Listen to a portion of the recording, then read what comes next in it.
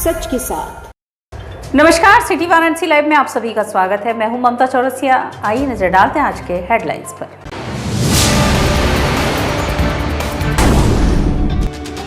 एक दिवसीय दौरे पर वाराणसी आए पीएम मोदी, कहा मेक इन इंडिया में बड़ी है यूपी की भूमिका। पीएम द्वारा लोकार्पित 186 करोड़ की लागत से निर्मित रुद्राक्ष कन्वेंशन सेंटर बिखेर रही है अपनी आभा।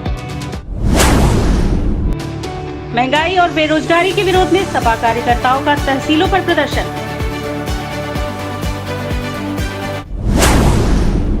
और देवा सेंटर में आयोजित हुई जिला स्पेशल ओलंपिक समिति की बैठक एवं सम्मान समारोह।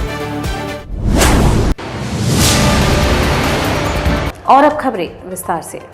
एक दिवसीय दौरे पर गुरुवार को वाराणसी पहुंचे पीएम मोदी ने अंतर्राष्ट्रीय कन्वेंशन सेंटर रुद्राक्ष समेत करीब 1500 करोड़ रुपए की योजनाओं का लोकार्पण व शिलान्यास किया। प्रधानमंत्री नरेंद्र मोदी गुरुवार को अपने एक दिवसीय वाराणसी दौरे पर आए। बनारस के सांसद व देश के प्रधानमंत्री बनने के बाद ये उनका 27वां दौरा रहा।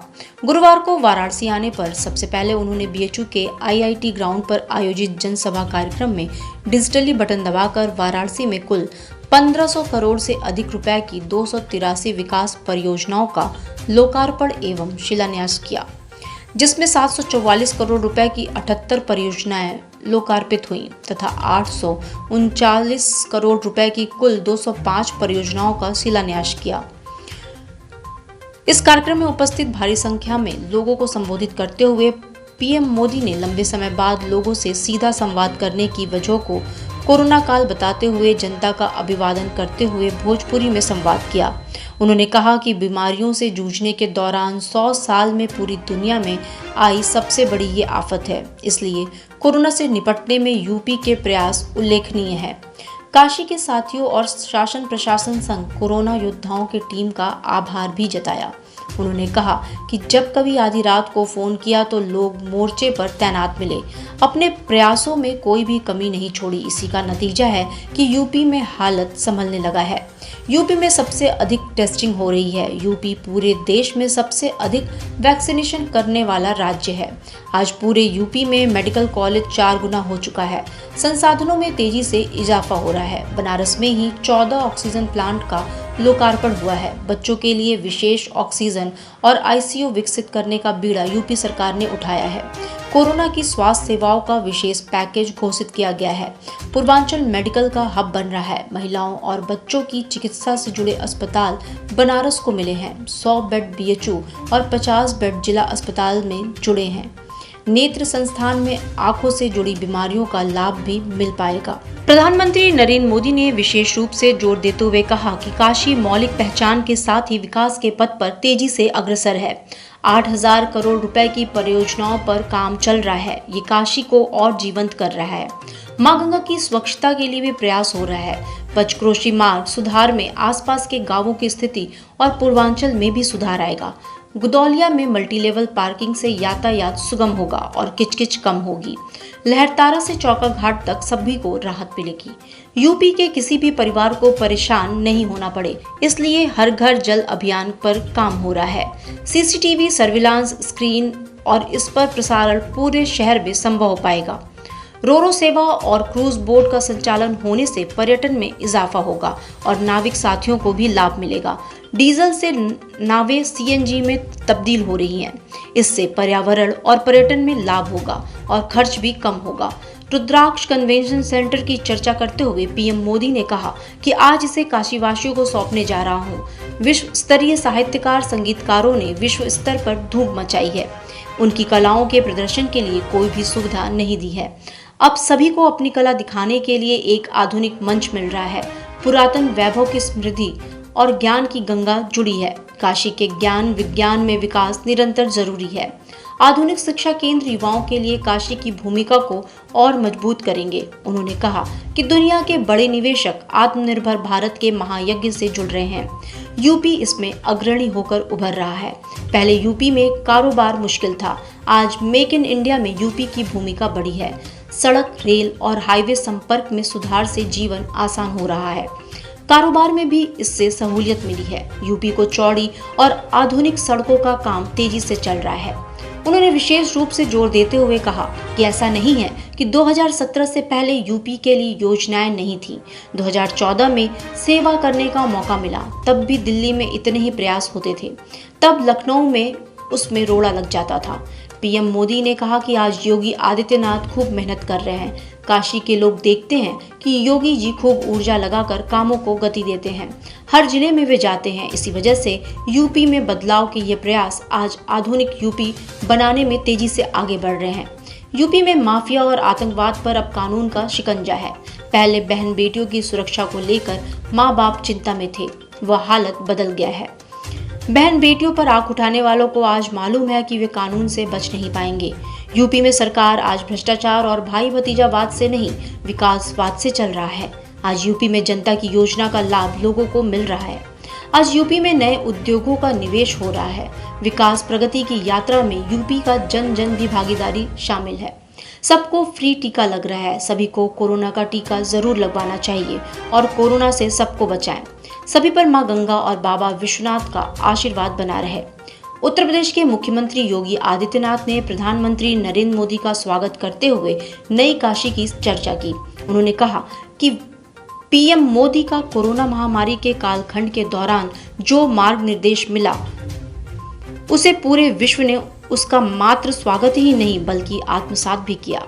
इससे पूर्व मुख्यमंत्री योगी आदित्यनाथ ने प्रधानमंत्री नरेंद्र मोदी का अंग वस्त्रम भेंट कर स्वागत किया। मुश्किल समय में भी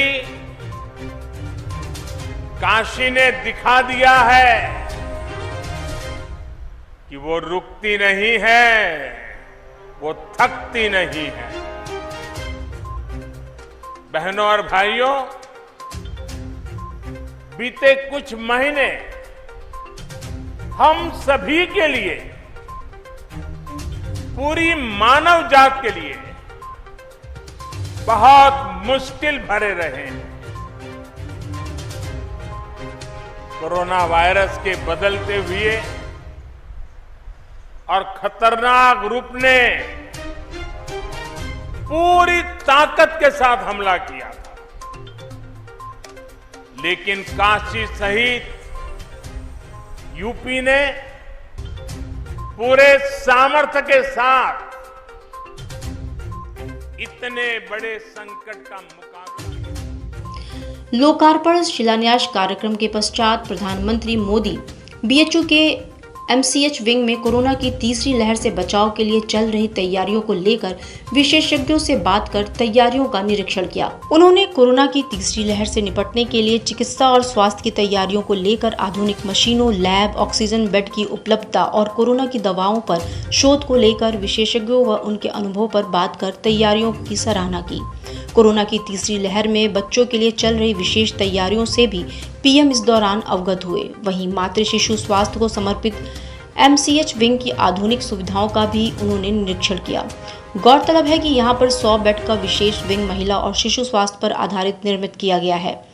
इसी प्रकार का जिला अस्पताल में भी 50 बेड का वार्ड तैयार किया गया है। इस प्रकार जिले में कुल 150 नए महिला शिशु स्वास्थ्य पर आधारित बेड आधुनिक सुविधाओं के साथ सेवा देने के लिए तैयार हैं। इस अवसर पर उत्तर प्रदेश की राज्यपाल आनंदीबेन पटेल, मुख्यमंत्री योगी आदित्यनाथ, भाजपा प्रदेश अध्यक्ष स्वतंत्र देव सिंह, मंत्री अनिल राजभर, मंत्री डॉक्टर नीलकंठ तिवारी, मंत्री रविंद्र जायसवाल सहित कमिश्नर दीपक अग्रवाल, आईजी एसके भगत, जिलाधिकारी कौशल राज शर्मा मुख्य रूप से उपस्थित रहे।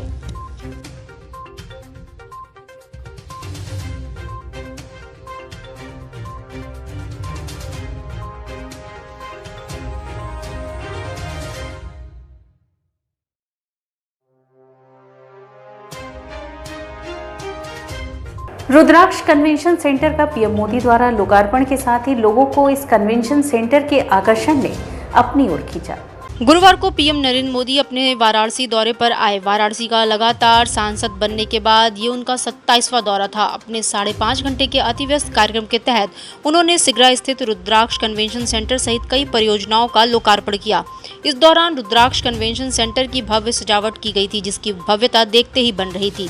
लोकार्पण के पूर्व संध्या बुधवार को इसकी चमचमाहट पर खींचे चले आए लोग और काफी सेल्फी भी खींचते हुए लोग दिखाई दिए। 186 करोड़ के लागत से जापान के सहयोग से बने रुद्राक्ष को देखने के लिए लोगों की भारी भीड़ हुई। हर कोई की इच्छा थी कि वो अंदर जाकर इसकी खूबसूरती देख सके, लेकिन सुरक्षा कारणों के तहत अंदर आने की परमिशन नहीं थी। रुद्राक्ष कन्वेंशन का नज़ारा देखकर हर कोई पीएम मोदी को बधाई दे रहा था।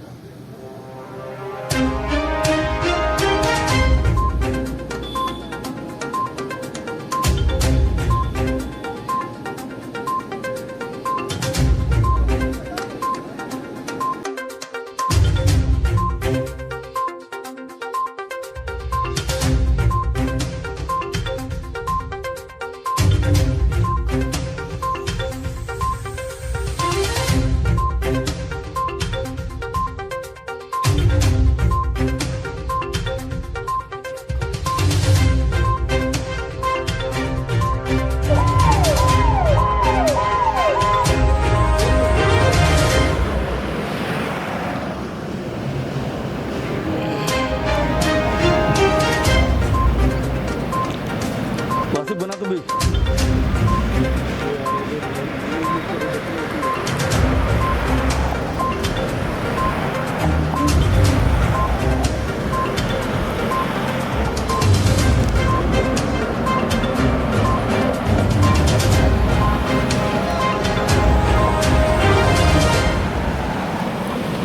सिटी वाराणसी लाइव में वक्त चला है एक छोटे से ब्रेक का। मिलते हैं ब्रेक के बाद। वाराणसी लाइव, सच के साथ। गंगा की लहरों से गलियों के छोर तक, जनता के जोर से बाजारों के शोर तक, सर्किट हाउस और पुलिस कमिश्नरेट तक हम करेंगे सबकी बात।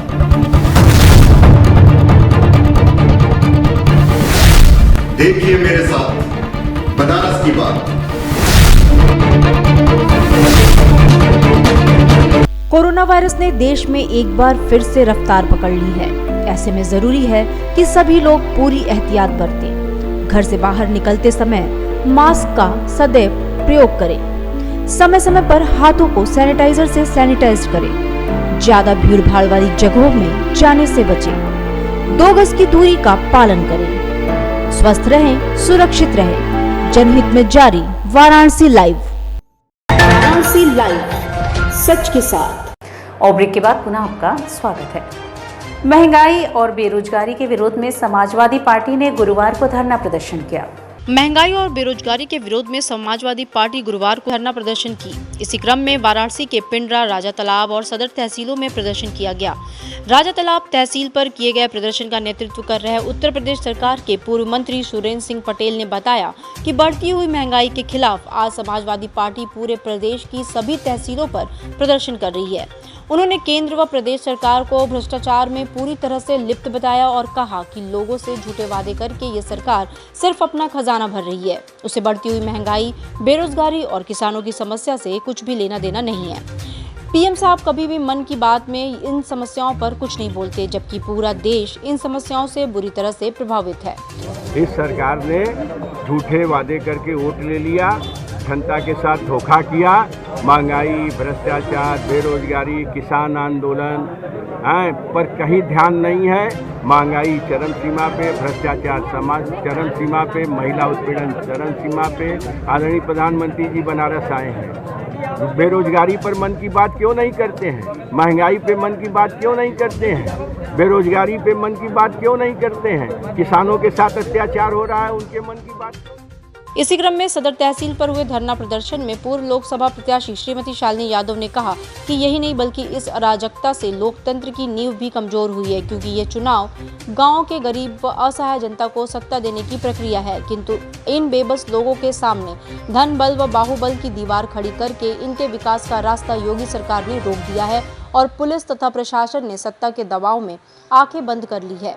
श्रीमती यादव ने रोष प्रकट करते हुए कहा, औरतों और महिला प्रत्याशियों व प्रस्तावकों पर अश्लील हिंसा की गई, जो चुनाव आयोग के मुंह पर कालिक है। उन्होंने कहा कि पंचायत चुनाव में स्वर्गीय राजीव गांधी ने महिलाओं को आरक्षण दिया, किंतु आज भाजपा की प्रदेश सरकार मुख्यमंत्री योगी की अगुवाई में महिलाओं के चीर हरण करा रही है।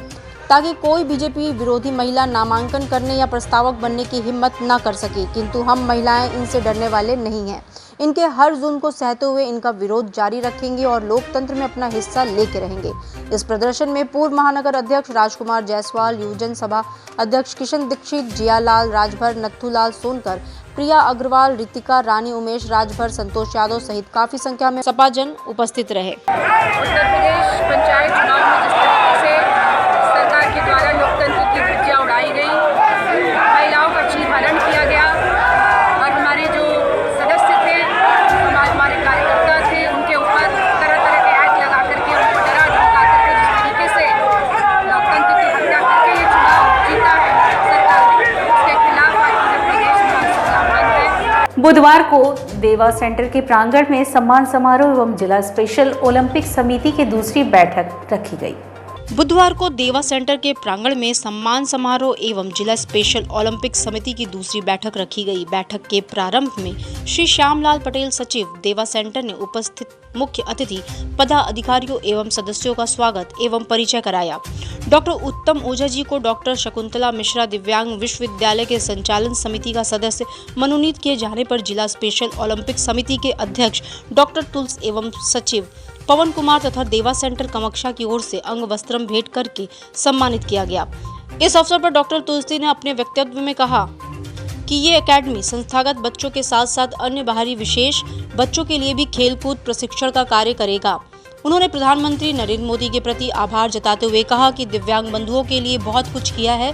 इसी क्रम में दिव्यांग शूटर सुमेधा पाठक व दिव्यांग बंधु डॉक्टर उत्तम ओझा के आग्रह पर उन्होंने 5 करोड़ रुपए के लागत से विश्व स्तरीय शूटिंग रेंज स्टेडियम बनाने की सहमति दी है, जिसका कार्य भी जल्द प्रारंभ हो जाएगा, जिसके लिए समिति उनका तहे दिल से आभार प्रकट करती है। नमस्कार दोस्तों, मैं डॉक्टर तुलसी इस वाराणसी की धरती पर चिकित्सा मनोवैज्ञानिक और मनोचिकित्सक हूँ और पिछले 40 वर्षों से दिव्यांगजनों के प्रति समर्पित कार्यों को कर रहा हूँ।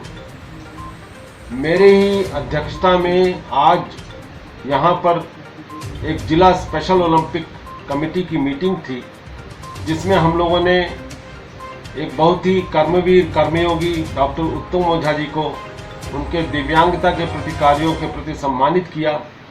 और साथ में आज जैसे आपको मालूम है कि कल हमारे बीच में माननीय प्रधानमंत्री श्री नरेंद्र मोदी जी पधार रहे हैं और उन्होंने यहाँ के दिव्यांगजनों के लिए अभूतपूर्व कार्य किए हैं। खास करके सुमेधा जैसी दिव्यांग शूटर के कहने पर उन्होंने यहाँ 5 करोड़ रुपए का एक ऑडिटोरियम बनाने का जो संकल्प किया था वो आने वाले 6 महीने में पूरा होने जा रहा है। ये बहुत ही हर्ष का विषय है और उसी संदर्भ को देखते हुए हमने यहाँ पर सभी दिव्यांगजनों के पदाधिकारियों की मीटिंग बुलाई थी जो स्पेशल ओलंपिक कमेटी में है।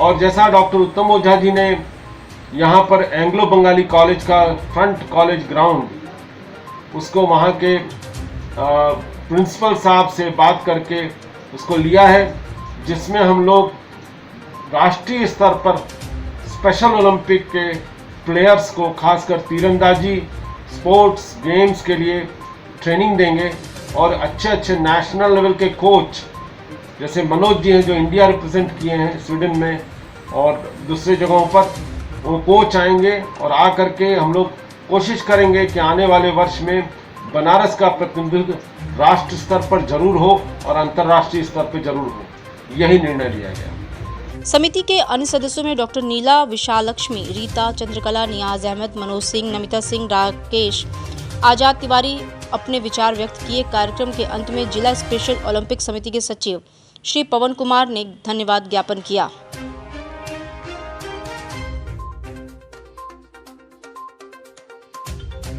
भारतीय जनता पार्टी के राष्ट्रीय महासचिव सर्वेश पाठक का जन्मदिवस स्वैच्छिक रक्तदान दिवस के रूप में मनाया गया।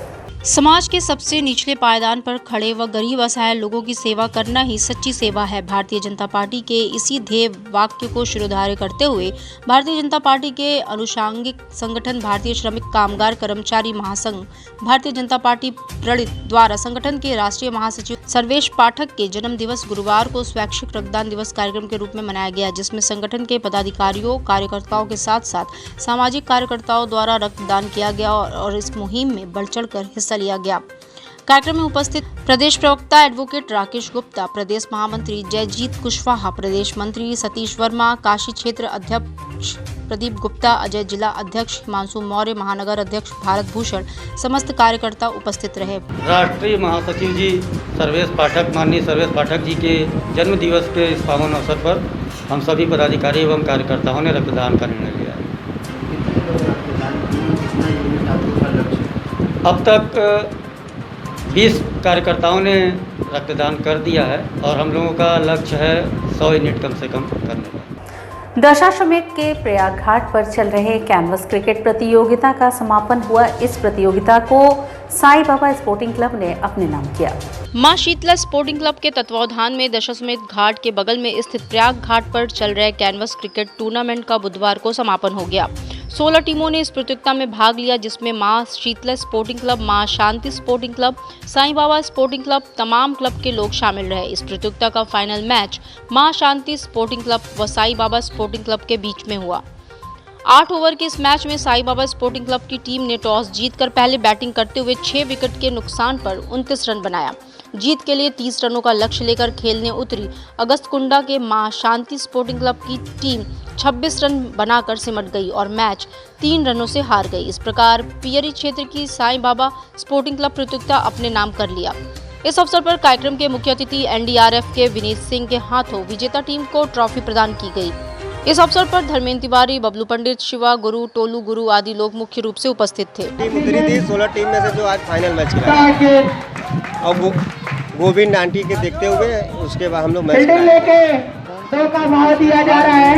इसमें भाग मां शीतला स्पोर्टिंग क्लब लिया था, मां शांति स्पोर्टिंग क्लब लिया था, साईं बाबा स्पोर्टिंग क्लब लिया था। हर तरह के लोग यहाँ पे एंट्री कराए थे। और इसी के साथ सिटी वाराणसी लाइव का यह प्रसारण यही समाप्त होता है। ममता चौरसिया को दे इजाजत। नमस्कार।